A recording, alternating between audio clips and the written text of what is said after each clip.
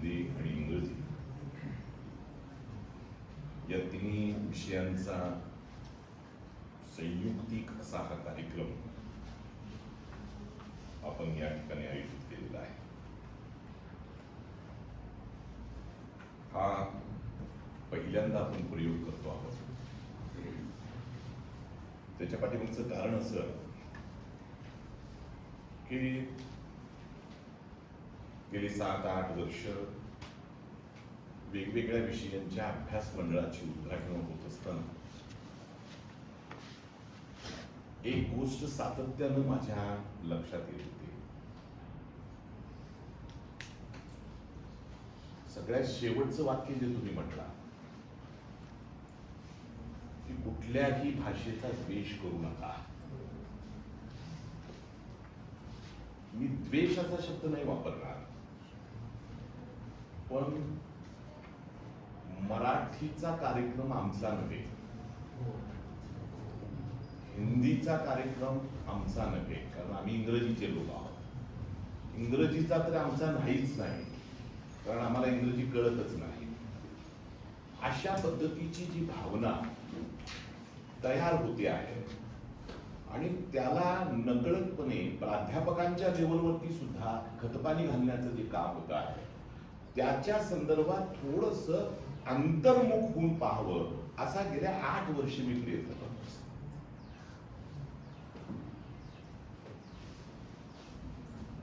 मराठीचा कार्यक्रम असेल तर मराठी भाषेतील ज्ञानाशी माझा ओळख होईल, मराठीतील वेगवेगळ्या उपक्रमांशी माझा परिचय होईल, अशा पद्धतीची भावना किमान प्राध्यापक आणि विद्यार्थी या दोघांच्या मध्ये तयार करायला पाहिजे. मी जर महाराष्ट्रीयन असेल तर मला मराठी येतं. माझ्या आयुष्यातला पहिला शब्द आई हा शब्द जर मी उच्चारला असेल तर तो मराठीत उच्चारला. मग मराठीचा कार्यक्रम आहे आणि मी मात्र बाहेर फिरतो आहे. तर आयुष्यभर मराठीतूनच शिकला, समाजशास्त्र मराठीतून शिकला, इकॉनॉमिक्स मराठीतून शिकला, मानसशास्त्र मराठीतून शिकला. मग डिग्री घेतल्यामुळे असा कोणता परिणाम झाला?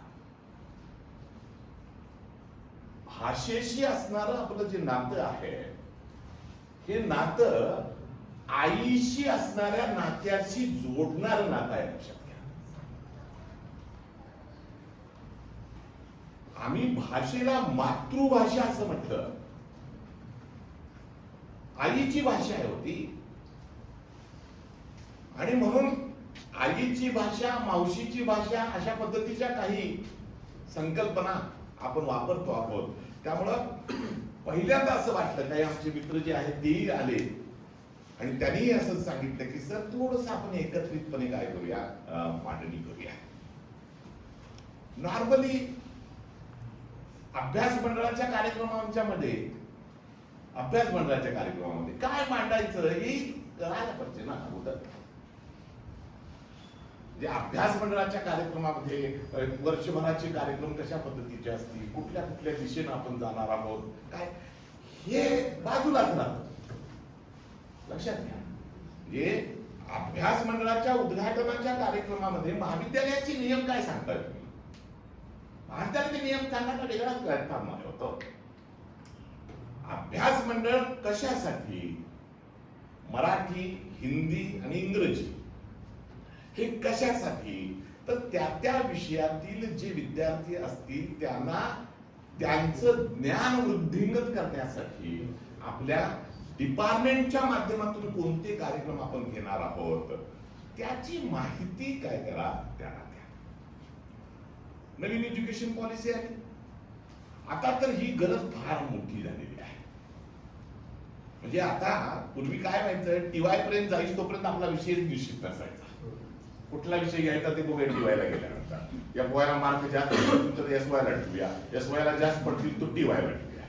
मला त्यातली आवड असू दे नाही तर नसू दे, काही फरक पडत नव्हता आमच्या. आता मात्र ती सगळी परिस्थिती बदलली. आता तुम्हाला फर्स्ट इयरलाच ठरवावं लागेल की मला कुठल्या दिशेनं जायचं आहे.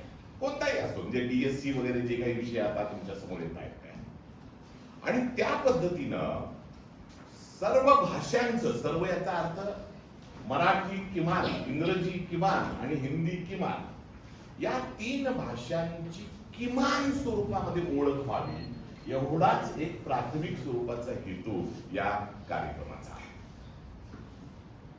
खूप छान बोलला सर,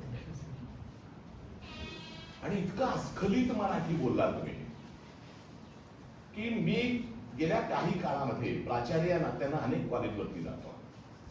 म्हणजे कधी कधी तरी माझ्या डोक्याची तिडीक अशी उठलेली असते की इंग्रजीच्या एखाद्या प्राध्यापकाला मी जेव्हा काही विचारलं त्यावेळी त्यांनी काय उत्तर द्यायचं असतंय, सर मराठीतलं मला तर थोडंसं समजत नाहीये, माझा विषय काय आहे, इंग्रजी आहे.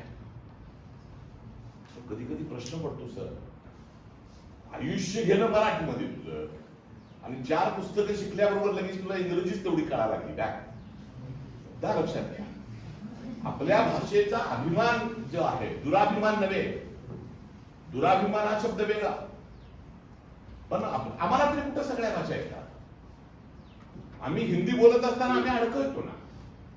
इंग्रजीच्या संदर्भामध्ये खूप मोठे प्रॉब्लेम्स आहेत, पण आम्हाला कळतं आणि बोलायचं आम्ही काय करतो, प्रयत्न करतो. त्याच्या पाठीचं कारण इतकंच असतं की कुठलीही भाषा असू दे, तुमच्या व्यक्तिमत्वामध्ये सुधारणा करण्यासाठीच काय असते, उपयोगाची असते. आणि म्हणून इथं असणाऱ्या सगळ्या मंडळी, म्हणजे तुम्ही महाराष्ट्रीयन आहात म्हणून मराठी शिका ना, तुम्हाला हिंदी यायलाच पाहिजे आणि सहज उपलब्ध आहे. मला काय म्हणायचं आहे, सहज उपलब्ध आहे. अगदी पहिलीपासून आता काय झालेलं आहे, तुम्हाला वेगवेगळ्या भाषा तुमच्या समोर येत आहे. हिंदी आहे, इंग्रजी आहे. तुम्हाला जितकं म्हणून घेता येईल तितकं आपण काय करत जाऊया, घ्यायला पाहिजे. एकदा तुम्ही प्रथम वर्ष BA, BCom, BSc या पद्धतीनं जर आला तर मग भाषा शिकण्याचा तो जो वेग आहे तो थोडासा काय होऊन जातो, कमी होऊन जातो. मित्रांनो, मी एक गोष्ट, आणि सर तुम्हालाही सांगतो, कदाचित आपलं बोलणं झालं असण्याची शक्यता आहे. जेव्हा आपण दोघं जण नांदेड आमच्या पाटणला ज्यावेळी जात होतो त्यावेळी, की नॅकची प्रक्रिया ज्यावेळी सुरू झाली आणि त्याने ज्यावेळी सांगितलं की 45 मिनिटं महाविद्यालयाच्या प्राचार्यांनी इंग्रजीमध्ये काय करायचं, प्रेझेंटेशन करायचं. लक्षात घ्या, मी मराठीचा माणूस, आता काय करायचं, मी सांगू शकलो असतो कुणालाही की तुम्ही काय करा, प्रेझेंटेशन करा. मित्रांनो, एक लक्षात घ्या, जवळजवळ 6 महिने इंग्रजीचा तास लावला मी. 6 महिने माझ्या केबिन मध्ये एक व्यक्ती मला शिकवायला इंग्रजी येत होती. आम्ही दोघं जणच इंग्रजी बोलायचं. म्हणजे कदाचित माझा लय चुकत असेल, पण मी प्रयत्न तरी करत होतो आणि मला अभिमान आहे या गोष्टीचा. ज्या दिवशी नॅकची कमिटी या ठिकाणी आली, अस्खलितपणे जवळजवळ 50 मिनिटं न चुकता मी इंग्रजी बोलत होतो. त्याच्यानंतर इंग्रजीसाठी माझा संबंध सुटला. अशी जे तुम्ही सांगितलं की एखादी भाषा आत रिचवायची असेल, लक्षात घ्या, आत, तर त्याच्यामध्ये सातत्य पाहिजे ना. आमच्या आजूबाजूला इंग्रजी बोलणारी माणसंच नाही, इंग्रजीची माणसं सुद्धा इंग्रजी बोलत नाही. लक्षात घ्या, आम्ही पुन्हा पुन्हा सांगितलं की तुम्ही ज्यावेळी डिपार्टमेंटमध्ये जाता त्यावेळी डिपार्टमेंटमध्ये तुम्ही कटाक्षानं तुमच्या विषयाच्या भाषेत बोला. इंग्रजीचा माणूस असेल, टीवायच्या विद्यार्थ्यांशी इंग्रजीत संवाद साधा. हिंदीची व्यक्ती असेल तर टीवायच्या विद्यार्थ्यांशी किमान स्वरूपामध्ये तुम्ही काय करा, हिंदीत संवाद साधा. हे करण्याच्या पाठीचा हेतू काय, लक्षात घ्या की एकापेक्षा अधिक स्वरूपाच्या भाषांशी तुमचा काय होईल, परिचय होईल. मी हे सगळं करत असताना काही लोकांचे पोट वाचत होता. गेले 5-6 दिवस मी आता मला हे बोलायला लागणार, म्हटलं आपणही काय करायला पाहिजे, थोडीशी तयारी करायला पाहिजे. पण बहुभाषिक असणं म्हणजे नेमकं काय, गांधींचं एक विधान आहे. ते काय म्हणतात बघा, अनेक भाषांचे ज्ञान म्हणजे आपले विचार विश्व समृद्ध होणे. तुम्ही एकाच वेळी तुम्ही 3, 4, 5 भाषांचं ज्ञान जर असेल तुमच्याकडं, तुमचं विचार विश्व काय होत जातं, अधिक समृद्ध होत जातं. दुसरं सगळ्यात महत्वाचं मला असं वाटलं की पंडित नेहरूंनी एका ठिकाणी असं म्हटलेलं होतं, विविध भाषा जाणणारा माणूस हा संस्कृतीचा दुवा असतो. संस्कृतीचा मगाशी सर तुम्ही म्हटला की ज्यांना हिंदी येतं, तुम्ही हिंदी पुस्तकं वाचलेली असतील, हिंदी येतं, हिंदी गोदांसारखी कादंबरी वाचली प्रेमचंदांची, तर तुम्हाला तो पट्टा जो आहे तो समजून येतो.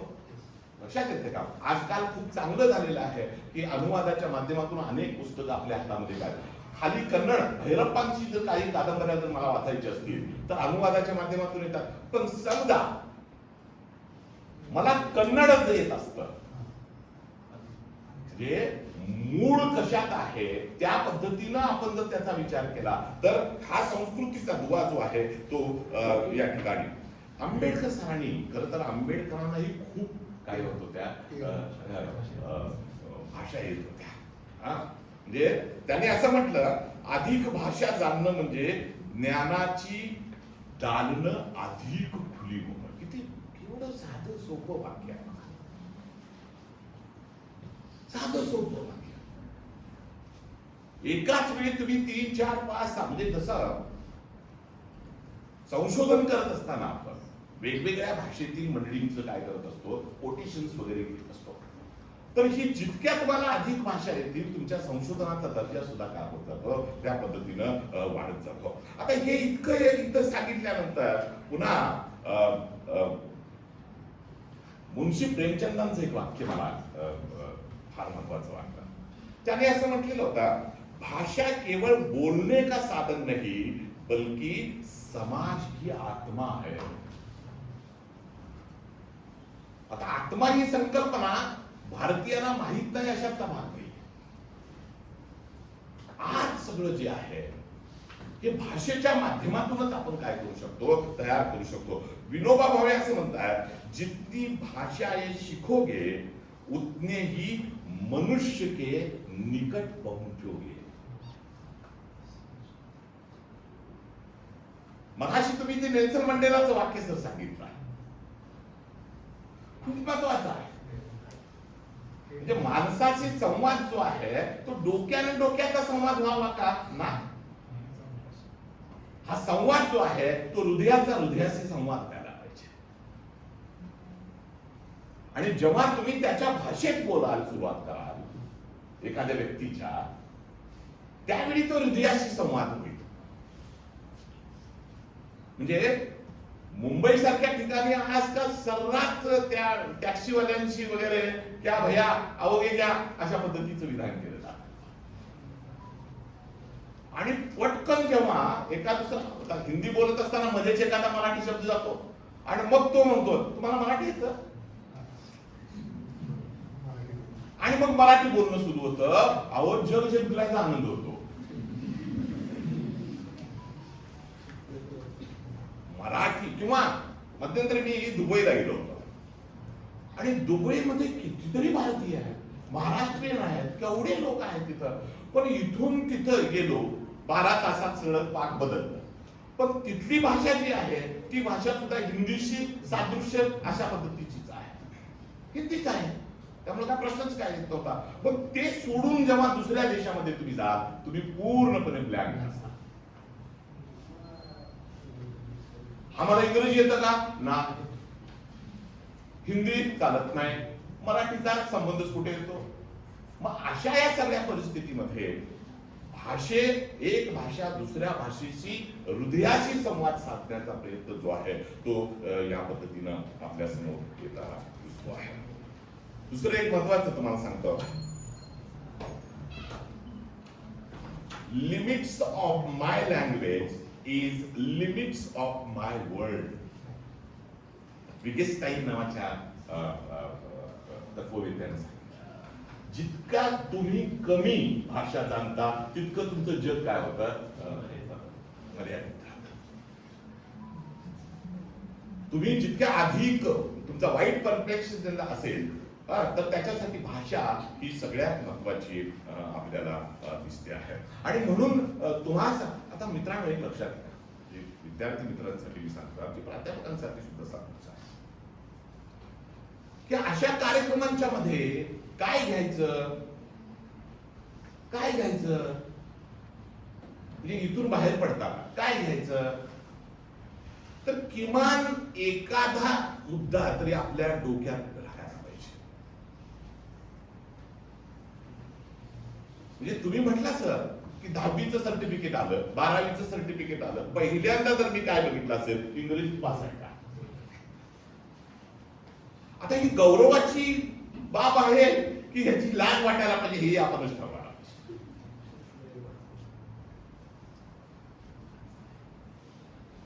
एखादी भाषा जाणणं याचा अर्थ त्याच्यामध्ये डिस्टिंक्शन मिळवणं का नाही होत. आणि म्हणून किमान फर्स्ट इयरचे जे विद्यार्थी आहेत, first year, second year, third इयरचे हे जे विद्यार्थी आहेत, यांच्यासाठी काय महत्वाचं. म्हणजे मला कधी कधी वाटतं हो, मलाही खूप वाटतंय हो सर, की चांगली सफाईदार इंग्रजी बोलता यावी, चांगलं आपण हिंदीमध्ये चांगल्या पद्धतीनं आपल्याला व्यक्त होता यावं, पण नाही झालं. म्हणजे आयुष्यामध्ये राहून गेलेल्या ज्या काही गोष्टी आहेत ना, त्यातली मध्यंतरी मला वाटतं 7-10 वर्षापूर्वी मी उर्दू शिकायचा प्रयत्न केला. मी जात होतो सर, म्हणजे बऱ्याचशा गोष्टी केल्या पण तडीच नाही गेल्या. आता हे तडीच का गेल्या नाहीत, तर त्याच्या पाठीमागचं कारण सातत्य राहिलं नाही. म्हणजे 10-12 वर्षापूर्वी गझल हा प्रकार मला खूप आवडायचा. म्हणजे जगजीत सिंगांची गझल लागली की मी असा गुलजारांच्या शायऱ्या वाचतात, छान वाटत. मग मला कोणीतरी सांगितलं की सर हे मूळ भाषेत ऐकणं म्हणजे वाचणं याला एक वेगळाच अर्थ. मग मी म्हटलं ठरवूया आपण बघूया तरी काय होतंय ते. आणि मला वाटते 2-3 महिने मी काय केलं, गेलो तिथं शिकायला, ते असं ते तसं. 3 महिन्यानंतर तो उत्साह राहिला नाही. पुन्हा काय झालं, ते सगळंच पाठीमागे पडलं. आज लक्षात येत आहे, आज लक्षात येतंय की आयुष्यामध्ये ज्या काळामध्ये जी गोष्ट करायला पाहिजे होती ती केली नाही, त्याचं रिग्रेट आज मला आहे. आणि हे बाळानं तुमच्या आयुष्यात येऊ नये एवढं लक्षात. खूप आता काय 18-20 वर्षाची 22 वर्षाची तुम्ही तरुण मंडळी आहात, ठरवलं तर तुम्हाला सगळ्याच गोष्टी करता येतील. आणि एकदा म्हणजे जसं सायकल चालवायला शिकला, एकदा माणूस सायकल चालवायला शिकला, आधीमध्ये कधीतरी बसला तरी काही ते मरपर्यंत काही विसरत नाही. त्या सायकल चालवायला विसरलो असं काय होतंय का, नाही. बसल्यावर पायडल मारायला चालू करता येते. किंवा पोहायला शिकायचं, एकदा पोहायला तुम्ही शिकला, असं होत नाही हो. अरे कसं हात कसं मारायला पाहिजे असं होईल. तर तुमच्याकडून ही अपेक्षा आहे. हा कार्यक्रम ठेवण्याच्या पाठीमागचा हेतू वाढावा हाच आहे की आज तुम्ही ठरवा, इथून बाहेर पडत असताना ठरवा की दिवाण मास्तर टाकाय बरंच काय सांगा,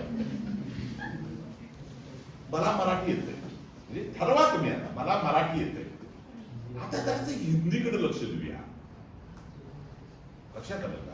अहो त्या हिंदीच्या मॅडम आमच्या किंवा इंग्रजीची माणसं जी आहेत ती तुमची वाट बघत बसलेली असतात हो तिथं, कधी येतील. आणि मी मात्र त्यांच्यावरती चिडतोय की तुम्ही काय करत नाहीये, पण ती वाट बघायला येत ना. बाळांनो, या महाविद्यालयामध्ये अनेक नवीन गोष्टी केल्या आम्ही. हेमंत पाटील सर 11वीच्या विद्यार्थ्यांना पहिले 2 दिवस एबीसीडी शिकवतोय मी. एबीसीडी, त्याच्या पाठीमागचं कारण दुसरं कुठलंच नाही आहे. तुम्ही जे मगाशी विधान केलं की पुढच्या काळामध्ये ज्याला इंग्रजी येणार नाही त्यांचं भविष्य काय असेल, थोडस अंधकारमय असेल. मग किमान जेवढं शक्य आहे तेवढं करूया. फर्स्ट इयरच्या विद्यार्थ्यांना एबीसीडी शिकवायचा आम्ही प्रयत्न करतो आहे. वाईट वाटतं सर की विद्यार्थ्यांना स्पष्ट, आता बघितलं ना आपण इंग्रजी डिपार्टमेंटमध्ये लावलेला जो बोर्ड आहे त्या बोर्डवरती विद्यार्थ्यांचं नाव स्पेलिंग चुकलेलं आहे.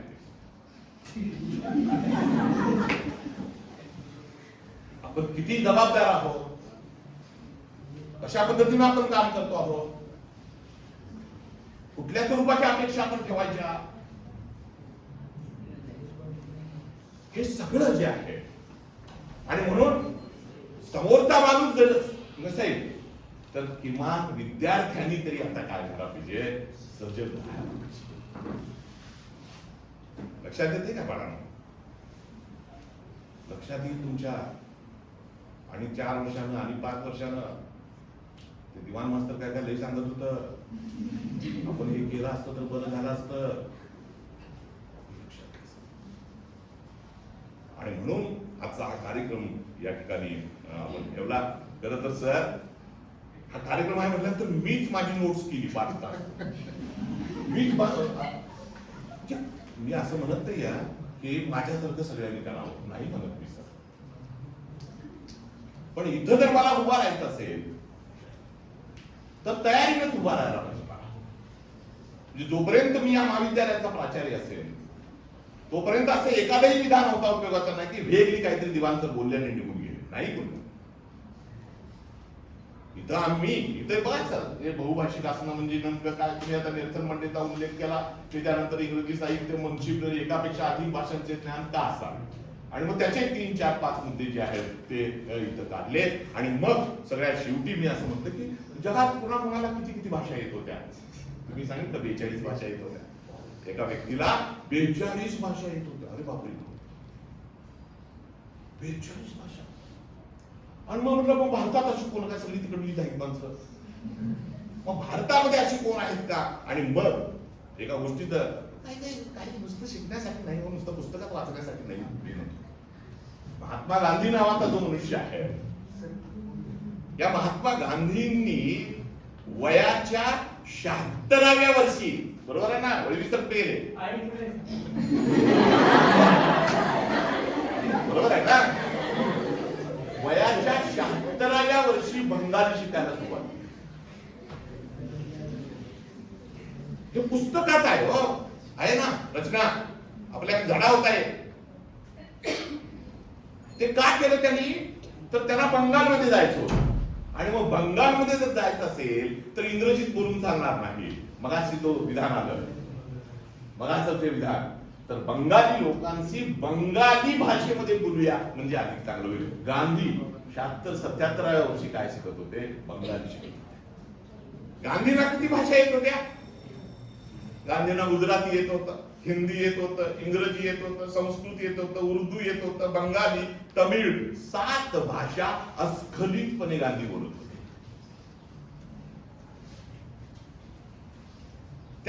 त्या परिस्थितीमध्ये लोकांशी काय करायचा, संवाद साधायचा.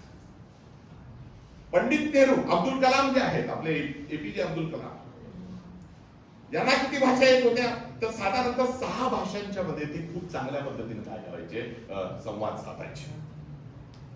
अहो, विनोबा भावे जे होते, विनोबा भावेंचं नाव माहितीये का? उदाहरण चळवळ, अमकं तमकं, पहिला सत्याग्रही, गांधींनी ज्यांची निवड केलेली होते. सर, मला आश्चर्य वाटलं, विनोबा भावेंना 12 भाषा येत होत्या. अहो, इथं एक येत असताना व्याकरणातला अ ब गड सगळं पाच सुटलं. 12 भाषा. या माणसाला जगन्मान्यता का मिळाली? आता तोच मुद्दा की अनेक भाषा येत असल्यामुळं अनेक भाषेतील विचार ती माणसं करू शकतात. अगदी रिसेंटली काही लोकांची जर नावं आपण घेतली तर त्यामध्ये नरसिंहराव, अशी संदर्भ जो आला, नरसिंहराव या देशाचे पंतप्रधान होते. नरसिंहरावांना सुद्धा 12 भाषा येते.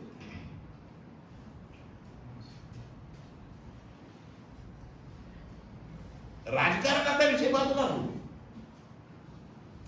पण यांची विद्वत्ता जी आहे ती विद्वत्ता एकदा काय करायला पाहिजे, तपासून बघायला पाहिजे ना. अहो, काय करता गेला पाहिजे. तुम्हाला सांगतो काही काही उदाहरणं, आपलीच माणसं, आपल्या माणसांचंच कोण लक्षात घेत नाही आहे. आपला ज्ञानेश्वर मुळे जो आहे, ज्ञानेश्वर मुळे मराठी, हिंदी, इंग्रजी हा तर विषयच नाही आहे. ते जेव्हा जपानमध्ये होते राजदूत म्हणून, त्यावेळी त्यांनी जपानी भाषा शिकली. नुसतं शिकले नाही, जपानी भाषेमध्ये कविता संग्रह त्यांचे प्रसिद्ध झाले. ते जेव्हा चायनामध्ये गेले, चायना शिकण्याचा प्रयत्न त्यांनी केला. हे काय माहितीये का, माणूस समजून घ्यायचा असेल तर ह्या सगळ्या गोष्टी आपल्याला कराव्या लागतील. आणि शिकण्यासाठी कुठलं वय असत नाही. आणि म्हणून तुम्हा लोकांना सरांनी ज्या पद्धतीची उदाहरण दिला, खूप छान सर तुम्ही बोलला. म्हणजे हलकं फुलकं कसं बोलायचं, म्हणजे माझं एक नेहमीच विधान असतं सर, नेहमीच ते अवघड बोलायचं जे असतं ना, अवघड बोलणारी मंडळी जी असतात, सोपं बोलणं खूप अवघड, अवघड बोलणं खूप सोपं असतं. मोठमोठी वाक्य लप्पेदार अशी बोलत राहायचं, पण त्याला कळलंय का नाही कळलंय नाही.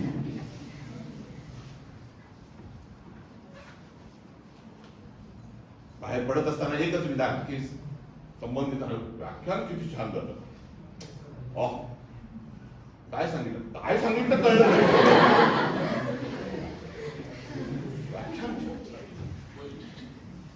आणि दुसऱ्या कॅटेगरीमध्ये तुम्ही होता. आता किती छोटी छोटी उदाहरणं दिली. जे शिक्षकानं विद्यार्थ्याच्या उंचीला येऊन शिकवायला पाहिजे, तसं तुम्ही आम्हाला सांगितलं की हे असं हे असं हे असं हे असं.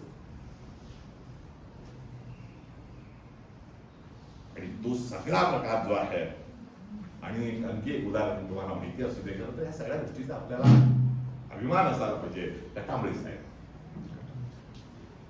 आपल्या महाविद्यालयाचे इंग्रजी विषयाचे प्राचार्य जे होते, कटांबळे साहेब, कटांबळे साहेबांना तर किती भाषा येत होत्या, मराठी, इंग्रजी, हिंदी, संस्कृत, अर्धमागधी, पाली, कन्नड, 7 भाषा येत होत्या. आणि अर्धमागधी पाली या भाषेमध्ये या महाराष्ट्रामध्ये हाताच्या बोटावर म्हणजे कदाचित 5 किंवा 6-7 माणसं असतील जिवंत आता, बरोबर आहे ना सर? त्यामध्ये ते येत होते. त्यामुळं या सगळ्या मंडळींचा आदर्श तुमच्या समोर व्हावा. आणि म्हणून सर मी सांगितलेलं होतं की आमच्या तिन्ही ज्ञानी मंडळींना मी एकत्र केलं आणि त्यांना मी सांगितलं की मला या विषयावरती बोलणाराच माणूस पाहिजे. दुसरी गोष्ट अशी की करिअरच्या संधी अमकं तमकं काहीही सांगू नका. आपण हा विषय का घ्यायचा, आपण विषयाचा अर्थ विषय नव्हे, लक्षात घ्या, आपण ही भाषा का शिकायची, असं बोलणारा माणूस या ठिकाणी तुम्ही बोलवा असं सांगितलं. आणि मला विशेष आनंद या गोष्टीचा आहे की त्यांची निवड चुकली नाही. खूप दिवसानंतर खूप चांगलं व्याख्यान मी सर ऐकलं, खूप चांगलं, म्हणजे समाधान वाटतं की मला या दिशेनं जाणाराच माणूस काय पाहिजे होता, या ठिकाणी आवश्यक होता. आणि म्हणून मित्रांनो, शेवटची 2 वाक्य मी फक्त बोलतो आहे की भाषा शिकणं म्हणजे माणूस म्हणून आपण अधिक समृद्ध होणं. दुसऱ्या माणसाला जर जाणून घ्यायचं असेल तर भाषेव्यतिरिक्त दुसरा कुठला काय नाही आहे, पर्याय आपल्या समोर असत नाही. खरं तर ही भाषा अनेक अर्थानं आपल्याला बोलता येते. स्पर्शाची भाषा असते, नजरेची भाषा असते, संवेदनांची भाषा असते. पण ज्यांचा आपण उल्लेख करतो ती जिभेच्या माध्यमातून व्यक्त होणारी अशी जी भाषा आहे, ही भाषा खऱ्या अर्थानं आपल्याला माणूस बनवण्यासाठी कारणीभूत ठरते. आणि ती व्हावी अशा पद्धतीची अपेक्षा डोळ्यासमोर ठेवून विद्यार्थ्यांना घडवणं हा एकच आपला हेतू आहे. आमचे सगळे प्राध्यापक, प्रत्येकाची काम करण्याची पद्धती वेगळी असेल, पण अंतिमतः आपल्याला काय करायचं आहे की विद्यार्थ्याला थोडस, म्हणजे आणखी 25 वर्षानंतर जेव्हा तुम्ही पाठीमागे वळून बघा, त्यावेळी त्या संबंधित शिक्षकांचं नाव त्या विद्यार्थ्यांच्या ओठावरती असावं अशा पद्धतीची अपेक्षा ठेवून आपण सर्व मंडळी काम करतो आहोत. आणि तोच धागा या सर्व लँग्वेजच्या संदर्भामध्ये आपल्या मनात असावा अशा पद्धतीची अपेक्षा या ठिकाणी व्यक्त करतो. खूप छान भित्तीपत्रकं झालेली आहेत, चांगल्या पद्धतीनं अतिशय सुटसुटीत सगळं काम जे आहे ते झालेलं आहे. पण आता सुरुवात झालेली आहे. लक्षात येते का? आपल्या अकॅडमिक कॅलेंडरमध्ये तुम्ही मंडळींनी काय केलेलं आहे, प्रत्येक डिपार्टमेंटची माहिती आणि कार्यक्रम दिलेले आहेत. आता तुम्ही तुमच्या पद्धतीनं तो अभ्यास मंडळ, खरं तर किमान स्वरूपामध्ये बरेच 8-10 दिवस 15 दिवस महिना झाला आपण याची तयारी करतो आहे. पण काही गोष्टी थोड्याशा आत लागतात माझ्या त्यामध्ये. अभ्यास मंडळाच्या कार्यकारिणीमध्ये असणारीच माणसं तिथं नाही आहे. हे काय फारसं चांगलं नाही. आणि जे ज्यांना वेळच नसेल त्यांना निवडूच नका ना तिथं, काय गरजच नाहीये. लक्षात आलं का? तिथं काय फक्त कागदावरती नावं घालायची आहेत अशा प्रकार नाही आहे. म्हणजे किमान स्वरूपामध्ये तेवढी दक्षता जी आहे ती पुढच्या काळामध्ये आपण सर्वांनी घ्यावी. पुन्हा एकदा सर आपलं मनपूर्वक अभिनंदन. ज्यांनी भित्तीपत्र तयार केलेले आहे त्या सर्व विद्यार्थ्यांचं अगदी मनपूर्वक अभिनंदन आणि तुमच्या संपूर्ण वर्षभराच्या कार्यक्रमांच्यासाठी मनपूर्वक शुभेच्छा देतो आणि मी या ठिकाणी थांबतो. जय हिंद.